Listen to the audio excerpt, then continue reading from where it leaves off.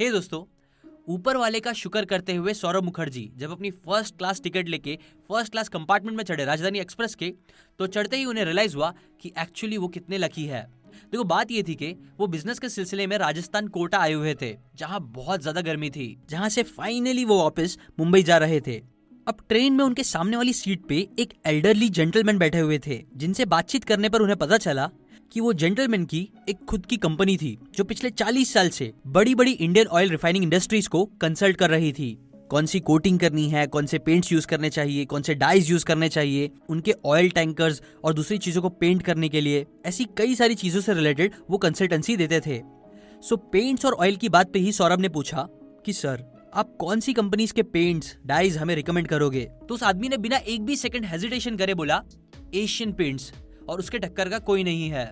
सौरभ ने पूछा, अच्छा, बट क्यों वो नंबर 1 पे है इंडस्ट्रियल पेंट्स में? तो इसके ऊपर वो जेंटलमैन थोड़े रुके और कहा, देखो, इसका कोई इजी आंसर नहीं है, because definitely Asian Paints cheap नहीं है। उनकी क्वालिटी नो डाउट बहुत अच्छी है, बट कॉम्पिटिटर्स भी वो क्वालिटी अचीव कर सकते हैं, बट स्टिल वो लोग डोमिनेट नहीं कर पाते। सो सच बात तो यही है कि मैं बता ही नहीं सकता हूँ कि क्यों वो नंबर 1 है। नो, ऐसी ही कुछ बातें हुई और बातें खत्म हो गई। वो वापस मुंबई आ गए, बट उनके दिमाग में एक क्वेश्चन अटक के रह गया कि क्यों एशियन पेंट्स नंबर 1 पे है। इससे पहले कि हम स्टोरी में आगे बढ़े, आपके लिए एक इंटरेस्टिंग सा क्वेश्चन है। अगर आपने 1982 में जब एशियन पेंट्स पहली बार लिस्ट हुई थी, तब अगर आपने उसके अंदर 5,000 रुपए इन्वेस्ट करे होते, तो 2020 तक आपके पास कितने पैसे होते, डिविडेंड, ये सारी चीजें मिला के? अगर आपको आंसर पता है तो कमेंट करके जरूर बताओ। देखो, सच बोलूं तो एशियन पेंट्स क्यों इतनी ग्रेट है, वेल, ये क्वेश्चन मेरे दिमाग में भी आया था, बट सौरभ जितना नहीं, बिकॉज सौरभ इतने ऑब्सेस्ड हो गए थे इस क्वेश्चन का आंसर फाइंड आउट करने के लिए कि उन्होंने बहुत सारी रिसर्च कर डाली, इतनी रिसर्च कर डाली, इतनी इन्फॉर्मेशन निकाल डाली कि फिर इससे ही रिलेटेड उन्होंने एक बुक भी लिख दी, एक ग्रेट बुक, अनयूजुअल बिलियनर्स नाम की। फॉर्चुनेटली जब इस बुक को फिर मैंने भी पढ़ा, एशियन पेंट्स की हद से ज्यादा इंटरेस्टिंग स्टोरी सुनी, तो मुझे भी पता चला कि क्यों एक्चुअली ये कंपनी इतना आगे बढ़ पाई। हाँ, इट टोटली मेक सेंस कि क्यों इनके स्टॉक्स हमेशा इतने आगे रहते हैं, इतने अच्छे रिटर्न्स देते हैं। सो अभी मैं उसकी अमेजिंग स्टोरी आपको बताते बताते आपके साथ कई सारे इंपॉर्टेंट लेसन शेयर करने वाला हूँ, जो आपको भी एशियन पेंट्स के ओनर की तरह ही एक अनयूजुअल बिलियनर बनने में हेल्प करेगा। प्लस अगर आप ऐसे ही ग्रेट बुक्स की अमेजिंग बातें हर हफ्ते सीखते रहना चाहते हो, वो भी बिना बुक पढ़े फ्री में, तो सब्सक्राइब जरूर करना। 1942 पूरा केओस था। ब्रिटिशर्स तब जापान से और जर्मनी से लड़ रहे थे, और तभी गांधी जी ने क्विट इंडिया मूवमेंट भी चलाया था। JRD टाटा 32 की एज में ही यंगेस्ट चेयरमैन अपॉइंट हुए थे। बिरलास अपने एम्पायर को और बड़ा कर रहे थे। तभी क्या हुआ कि वर्ल्ड वॉर 2 की वजह से ही एक टेम्पररी बैन लगा दिया गया था बाहर की कंट्री से आने वाले पेंट्स पर। नाउ यहाँ पे एक 26 साल के एंटरप्रेन्योर चंपकलाल चौकसी को एक बहुत ही अच्छी अपॉर्चुनिटी दिखी, खुद एक पेंटिंग कंपनी चालू करने की, जो उन्होंने फिर अपने 3 दोस्तों के साथ मिलकर स्टार्ट करी, जिसका नाम उन्होंने रखा एशियन पेंट्स। और ये कंपनी उन्होंने यही स्टार्ट करी थी जहां मैं रहता हूं, मुंबई में। देखो, आप हमेशा नोटिस करना, हर बड़ी चीज के पीछे एक विजनरी इंसान होता है, और यहाँ पे जो विजनरी इंसान थे वो थे चंपकलाल चौकसी जी, जिन्होंने स्टार्ट करने के बाद ही 2 बहुत ही इंपॉर्टेंट चीजें करी। फर्स्ट, उन्होंने देखा कि मार्केट में क्या गैप है पेंट्स को लेकर, और सेकेंड, उन्होंने देखा कि उनके कॉम्पिटिटर्स क्या गलत कर रहे थे और क्या नहीं कर रहे थे, और इसी चीज से सीखते हुए फिर उन्होंने एक्शंस लिए। एग्जाम्पल, 1940s में जब उन्होंने नोटिस करा कि जो इंडस्ट्रियल मार्केट है, जिसपे मैक्सिमम लोग फोकस कर रहे हैं बिजनेस करने के लिए ताकि उन्हें बड़े बड़े ऑर्डर्स मिले, बड़ा प्रॉफिट हो, वो जो मार्केट था वो एक्चुअली प्राइस ड्रिवन था। मतलब जो सस्ते में पेंट्स बेचता था यूजुअली उसे ही ऑर्डर मिलता था। बट दूसरी तरफ जो डेकोरेटिव रिटेल था, वहाँ कंपटीशन बहुत कम था और प्रॉफिट भी अच्छा था, बट बहुत कम लोग वहाँ ध्यान दे रहे थे। बट उन्होंने ये भी नोटिस करा कि इस सेगमेंट में अगर आपके कनेक्शन डिस्ट्रीब्यूटर्स और डीलर से अच्छे हो जाएंगे, तो आप थोड़े थोड़े वॉल्यूम्स भी बेच के प्रॉफिट निकाल सकते हो। इसलिए उन्होंने डिसाइड किया कि वो अपना पूरा फोकस बस इस कंज्यूमर फेसिंग सेगमेंट पे ही देंगे, ना कि इंडस्ट्रीज पे फोकस करेंगे। अब लेट 1940s और 50s में डेकोरेटिव पेंट का जो बिजनेस था वो कमोडिटी बिजनेस था, और तब चूना ही सबसे ज्यादा चलता था। बट प्रॉब्लम ये नहीं थी, प्रॉब्लम चंपकलाल के लिए ये थी कि वो कैसे एशियन पेंट्स को मार्केट में लेके आए, जहां बस कुछ ही डिस्ट्रीब्यूटर्स ने सारा मार्केट संभाला था। और जब चंपकलाल मुंबई के इन्हीं डिस्ट्रीब्यूटर्स के पास गए थे, तो उन्होंने सीधा उन्हें रिजेक्ट कर दिया था, जिसके बाद फिर वो पुणे के डिस्ट्रीब्यूटर्स के पास गए, बट वहां भी उन्हें बुरी तरीके से रिजेक्ट कर दिया गया। नाउ नॉर्मल इंसान होता तो वो हार मान लेता, बट चंपकलाल जिद्दी थे। उन्होंने क्या करा, जब सारे डिस्ट्रीब्यूटर्स ने उन्हें रिजेक्ट कर दिया, तो उन्होंने क्या किया कि जिद में आके उन्होंने खुद पैदल जाना स्टार्ट किया अपने दोस्तों के साथ। वो अकेले गांव-गांव जाने लगे और दुकान वालों को वो खुद अपना पेंट डायरेक्ट बेचने लग गए। नाउ ये चीज बहुत पावरफुल साबित हुई, बिकॉज यूजुअली दुकान वालों के पास डिस्ट्रीब्यूटर्स आते थे, डीलर्स आते थे, लेकिन अब डायरेक्ट कंपनी आके उन्हें बेच रही थी, जिससे उन्हें बहुत अच्छा फील हो रहा था। प्लस उन्हें माल भी सस्ते में मिल रहा था बिना बीच का कट दिए। इसलिए ये ट्रिक काम कर गई और इसी वजह से फिर सांगली सतारा में चंपकलाल और उनके दोस्तों ने एशियन पेंट्स की पहली डीलरशिप खोली। नाउ यहाँ तक की स्टोरी से आपको एक लेसन तो सीखने जरूर मिला होगा। कौन सा लेसन आपको सबसे इंपॉर्टेंट लगा यहाँ पे, मैं चाहता हूँ कि आप कमेंट करके लिखो। बट अगेन आते हैं आप स्टोरी पे। एशियन पेंट्स की ग्रोथ के लिए अगेन चंपकलाल जी ने एक बहुत इंटरेस्टिंग चीज करी। उन्होंने अपने कस्टमर्स के कंजम्पशन पैटर्न्स को समझना स्टार्ट किया। फॉर एग्जाम्पल, उन्होंने नोटिस करा कि पोंगल फेस्टिवल जो तमिलनाडु में होता है और पोला फेस्टिवल जो महाराष्ट्र में होता है, उसमें लोग बुल्स की वर्शिप करते हैं और बुल्स के हॉर्न पे, सिंग पे ब्राइट कलर्स लगाते हैं। सिमिलरली उन्होंने देखा कि तमिलनाडु में लोग वो डोर के नीचे के हिस्से में रेड और येलो कलर करते हैं, जिसे वो अच्छा शगुन मानते हैं। प्लस उन्होंने ये भी नोटिस करा कि बुल्स जो होती है वो अपने हॉर्न्स को बार बार मिट्टी में डालती है, जिसकी वजह से पेंट्स बहुत जल्दी निकल जाते हैं।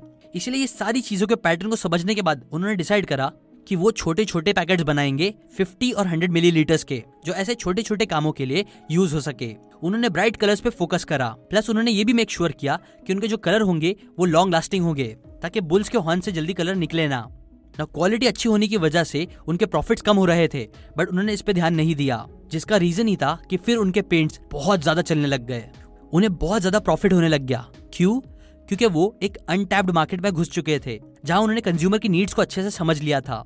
और यही रीजन भी बना कि फिर हाई डिमांड की वजह से जो डीलर्स थे वो एक्स्ट्रा एशियन पेंट्स के पैकेट्स डब्बे ले लेके स्टोर करने लग गए, जिसकी वजह से फिर जो बड़े बड़े डिस्ट्रीब्यूटर्स, डीलर्स थे, जो पहले उनके साथ काम करने से सीधा मना कर दे रहे थे, अब वही लोग लाइन में आके खड़े हो गए थे उनके साथ पार्टनरशिप करने के लिए। और ये बस एक बार की बात नहीं है। ऐसे ही हमेशा चंपकलाल जी कंज्यूमर के जो डिमांड होते थे, उनके बीच में जो गैप होता था, उसे भी देखने में बहुत अच्छे थे। फॉर एग्जाम्पल, 1950s के टाइम पे दो ऑप्शंस थे लोगों के पास। एक था ड्राई डिस्टेम्पर का, जो चीप था, जो यूजुअली निकल जाता था, दीवार से कपड़ों पे चिपक जाता था और काफी प्रॉब्लम्स थी उसमें। और वहीं दूसरा ऑप्शन था प्लास्टिक इमल्शन, जो क्वालिटी तो बहुत अच्छी देता था, कोई प्रॉब्लम नहीं थी क्वालिटी वाइज, लेकिन एक प्रॉब्लम थी कि उसका जो प्राइस था वो ड्राई डिस्टेम्पर से 5 गुना ज्यादा था और यहाँ एक बड़ा गैप था। सो इसी को समझते हुए उन्होंने क्या किया कि उन्होंने निकाला वॉशेबल डिस्टेम्पर, जो इन दोनों ऑप्शंस के बीच में, इतने वास्ट प्राइस डिफरेंस के बीच में एक बहुत ग्रेट ऑप्शन साबित हुआ, जो बहुत सारे लोग खरीदने लग गए। और यहीं से आप सीख सकते हो लेसन नंबर 2, जो है अंडरस्टैंड कंजम्पशन पैटर्न्स। चंपकलाल जी एडवर्टाइजिंग और ब्रांडिंग के पावर को भी बहुत अच्छे से समझते थे, अपने कंपटीशन से बहुत ज्यादा अच्छे से समझते थे और उसका यूज भी करते थे। फॉर एग्जाम्पल, उनके वॉशेबल डिस्टेम्पर के लिए उन्होंने एक बहुत अच्छा एड बनवाया था कि don't lose your temper, just have washable distemper, जो काफी अट्रैक्टिव और अच्छा लगा लोगों को। फिर 1954 में ही उन्होंने कंपनी का मैस्कॉट इंट्रोड्यूस कर दिया था, गट्टू नाम का एक चुलबुला बच्चा, जो मिडिल क्लास फैमिलीज को काफी अच्छे से टारगेट कर रहा था। और ये सारी चीजें काफी न्यू थी, बट चंपकलाल का ये डेयरिंग एक्सपेरिमेंट काफी कामयाब साबित हुआ। जहां दूसरे कॉम्पिटिटर्स बस इंडस्ट्री, इंस्टीट्यूशंस पे फोकस कर रहे थे, वही एशियन पेंट्स घर घर का नाम बनने लगा, जिसका रिजल्ट 1967 तक एशियन पेंट्स इंडिया की लार्जेस्ट पेंट कंपनी बन पाई बाय रेवेन्यू।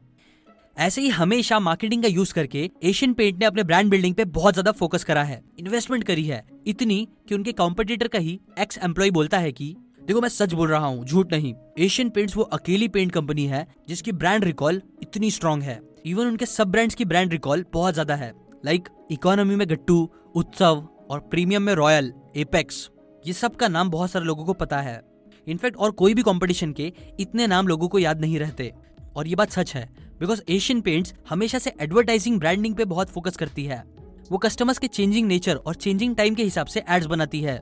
गट्टू जो 1950s में हिट हुआ था, फिर एक बहुत फेमस हुआ था कि हर घर कुछ कहता है, क्यों इसके अंदर कोई रहता है।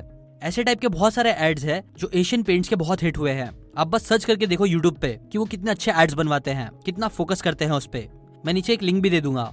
बट यहाँ आपको लेसन नंबर 3 यही सीखना है कि understand the power of marketing and branding. आपको पता है दोस्तों, एशियन पेंट्स ने हमेशा अपने आप को टाइम के साथ, टेक्नोलॉजी के साथ अप टू डेट रखा है। और ये चीज आप उनके एड्स में तो देख ही सकते हो, लेकिन एक और बहुत इंपॉर्टेंट चीज जहां आपको ये देखना चाहिए, हमेशा समझना चाहिए, वो ये है कि वो लोग हमेशा टेक्नोलॉजी के मामले में अप टू डेट रहते हैं। ऑथर जब कंपनी के एमडी आनंद का इंटरव्यू ले रहे थे, तब आनंद ने उन्हें बताया कि एशियन पेंट्स वो पहली इंडियन कंपनी थी जिसने 1970s में ही अपना पहला मेन फ्रेम कंप्यूटर ले लिया था। कंप्यूटर जो उनके IIT कॉलेज में रहने वाले कंप्यूटर से बहुत अच्छा था। और बड़ी बात ये थी कि वो कंप्यूटर वो पेरोल या एडमिनिस्ट्रेशन प्रोसेस के लिए नहीं यूज कर रहे थे, बल्कि वो डिमांड फोरकास्टिंग के लिए यूज कर रहे थे। प्लस वो अपनी सर्विसेज को इम्प्रूव करने के लिए उसका यूज कर रहे थे, जो अपने टाइम से बहुत आगे की चीज थी। ऐसे ही हमेशा एशियन पेंट्स टेक्नोलॉजी की मदद लेती रहती है आगे बढ़ने के लिए। वो जीपीएस का यूज करते हैं अपने ट्रक के मूवमेंट्स को मॉनिटर करने के लिए। और ये तो फिर भी समझो नई बात है। पुरानी बात बताओ तो 1974 में ही चंपकलाल ने एक मेजर मॉडर्नाइजेशन प्रोग्राम स्टार्ट करा था, जहां वो ओल्ड मशीन्स को न्यू मच बेटर मशीन से रिप्लेस कर रहे थे। इनफैक्ट 1967 से लेके 1987 तक एशियन पेंट्स ने हर जगह कंप्यूटराइजेशन कर दिया था अपने हर जगह के काम को आसान करने के लिए। और ऐसे ही कई चीजें करी। एक और बहुत खास चीज जो उन्होंने करी थी, लाइक वो उसी टाइम पे डेटा का यूज कर रहे थे, जिसे आज के टाइम पे डेटा एनालिटिक्स बोलते हैं, जो आजकल हर बड़ी कंपनी करती है। वो एशियन पेंट्स ने डेकेड्स पहले स्टार्ट कर दिया था। और वो हमेशा अपनी सप्लाई चेन को स्ट्रॉन्ग कर रहे थे। और ये चीजें आप बोल सकते हो एशियन पेंट्स को नंबर 1 पोजीशन पर रखने का सबसे बड़ा रीजन बना, वो भी आज तक। इसलिए इंपॉर्टेंट लेसन नंबर 4 यही है कि use technology with changing times.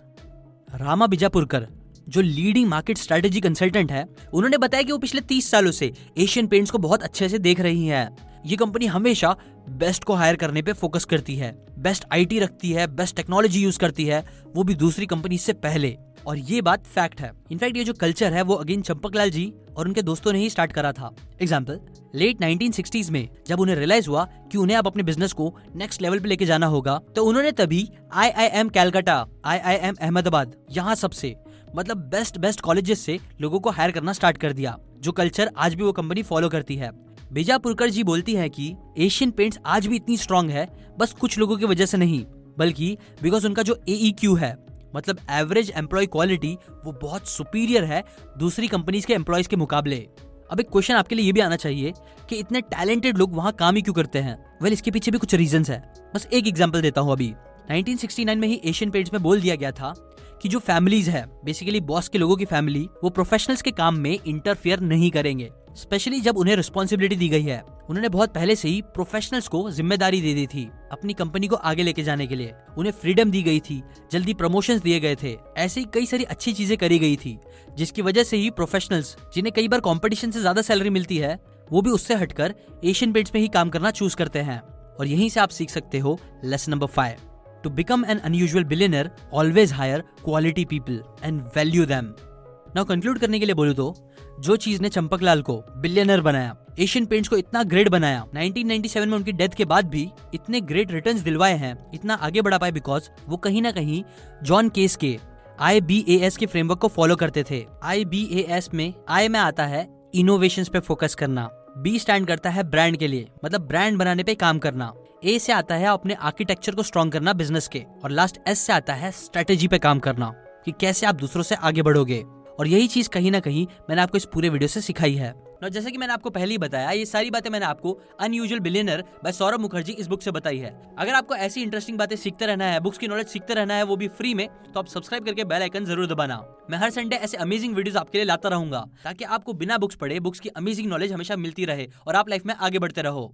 अभी के लिए बस इतना ही। Thanks for watching.